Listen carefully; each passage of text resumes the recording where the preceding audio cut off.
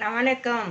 की हाल है? ठीक ठाक सब बच्चे बहना बच्चियाँ मेरिया सब। ये मैं ना अज ना दाल गोश्त बनाने लगे हैं। देसी देसी खाना है। ते विच एक चमचा पाया जे मैं धनिया पाउडर, 2 टमाटर पाए ने, 2 नहीं 3 थोड़े थोड़े मीडियम साइज के, ते 2 प्याज और एक जड़ी है ना देख लो तुसी लसन दी, लसन दी एक पाई है छिलके, ठीक है। और अदरक भी है जे, अदरक है, इनू पीस के विच 5-6 मिर्चां ग्रीन लैके उहदे विच पीस के ते फिर हांडी च पाना है। और वो तो पा दिता धनिया। अच्छा नमक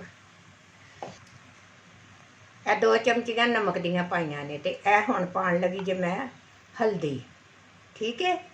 ये थोड़ी जी देखो हल्दी है, पिछे रह गई लाल मिर्ची पाउडर। ये चम्मच जड़ा है ना, ये काली मिर्ची पाउडर वो भी पाया, ठीक है। चलो 1.5 चमची रेड चिली पाउडर, ठीक है। ये दाल गोश्त बना रहे हैं तो उदों नमक मिर्ची पा के सारे मसाले पा के धर छड़िया सी, तो हुण थोड़ा हो भी गया, गल भी गया। और अभी देखो कैसा भून लिया, तो ये हुण भुन के तो विच हुण असी ये दाल पाण लगे। तो यह दाल वेखो, दाल अगर आधा किलो गोश्त है तो तुसी विच पाओ क सारी दाल पा लो, तो दाल गोश्त बना लो, ठीक है।